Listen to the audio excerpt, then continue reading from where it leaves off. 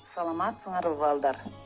Бүгүн биз силер менен улуу жазуучубуз Чыңгыз Айтматовдун өмүрү жана чыгармачылыгына арналган ачык сабагыбызды баштайбыз. Сабактын темасы Кыргыз ааламы, Чыңгыз ааламы деп аталат.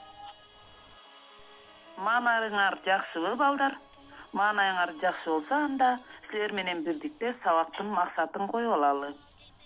Билим берүүчүлүк максаты залкар жазуучу Чыңгыз Айтматовдун чыгармаларынын идеялык мазмунун тереңдетип үйрөнүсүңөр жана адабий талдоо жүргүзүү менен билимдериңерди бекемдешиңер.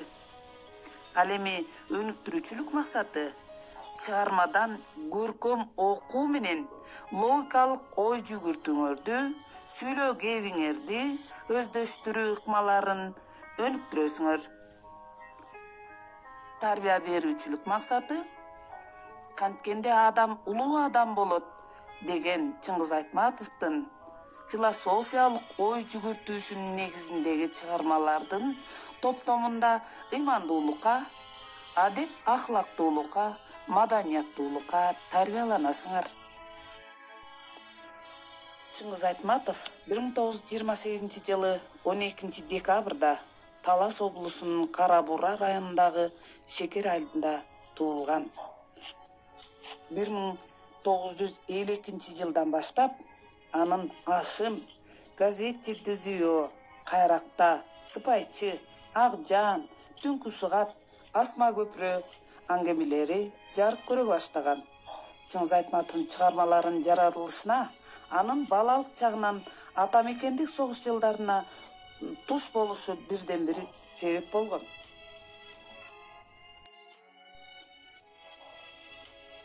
Жазуучунун чыгармалары анын 60-80 жылдардагы Бетме-бет, Кызыл жолук жалжалым, Ботогөз, Биринчи мугалим, Саманчынын жолу, Ак кеме, Эрте келген турналар, Кылым картар бир күн, Кыямат, Кассандра тамгасы, Тоолор кулаганда романдары маданий маанидеги дүйнөлүк окуяга айланып, Чыңгыз Айтматовду 20-100 жылдыктын акырындагы, 21-100 жылдыктын башталышындагы залкар жазуучулардын бири, рухий турмуштун эң татаал абалында чагылдырууга жөндөм чыгы жеткен сүрөткер катары таанытты.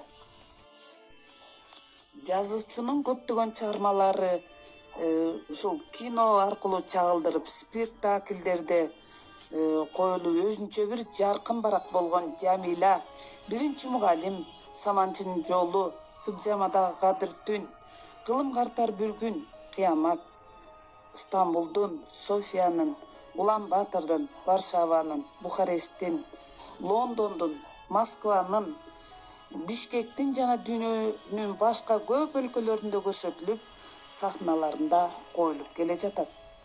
Айтматов кылымдар тогушкон Азыркы доордун чыгармаларын эң көп окулган жазуучулардын бири. Анын китептери 170ден ашык тилге которулуп, 60 миллиондон ашык нуска менен басылган. Алар коомдо билим берүү тарбиялоо процессинин ажырагыс бөлүгүнө айланып, дүйнөнүн көп өлкөлөрүндө мектептердин жана университеттердин программасына кирген. Ааламы, Чыңгыз ааламы. Жайгышы көк муз капталып, далысы күнгө какталып, чокума Чыңгыз чыкты деп ала тоо турат мактанып. Биз жашаган аалам Чыңгыз ааламы эмне? Кайда барбагын, кимди сөз кылбагын Чыңгыз элестейт. Бешикте бала ыйласа, буг энем үзүн илип көтөрүп бара жаткан нариштенин үнү угулат. Ал эми бешенеси бырыш басып, ак жоолук салынган эне али да бүткүл адамзатына тынчтыкты, бейкучулукту тилеп турган толгона энени көргөндөй болобуз. Эне бул улуулукту, тунуктукту, аарулукту билдирип турган ыйык зат. Ал эч качан өз баласынын жамандыгын көргүсү келбейт. Мына ошол жандуу жана жансыз жаратылыштын да энеси, баласы болорун эскерткен. Буг эне, жер эне, бөрү эне, найман эне жана башка. Буларды адам менен салыштырып, аларга тил, жерге жан киргизүү менен адам затынын көр дүйнөсүн ачуу мына ошол экологияны жаратылышты өз энесиндей көрүүнү көздөгөн. Анткенде адам улуу адам болот. Дал ушундай бүткүл адам затына тиешелүү проблеманы өзүнө камтып алып, улуу көктүн үстүндө ай ааламга жан дүйнө жарыктыгын чачып, жер планетасын өзүнө багындырып турган Чыңгыз деген планета бар экенине кыргыз уулу сыймыктанат. Анткени анын күчү көк тиреген улуу кыргыз тоолоруна, шаркыраган сууларына жана алакандай кыргыз элине тартылып турат. Көзү тирүү Чыңгыздын айтканыма кимдер гана көнгөн жок.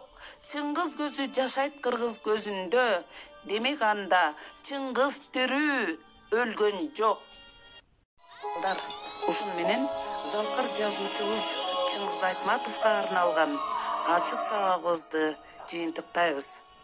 Ал эми силер үйдөн Чыңгыз Айтматовдун чыгармаларынан каармандардын сөздөрүн таап, көркөм окуп, жаттап айтып берүүгө аракет кылгыла. Саламатта калгыла балдар.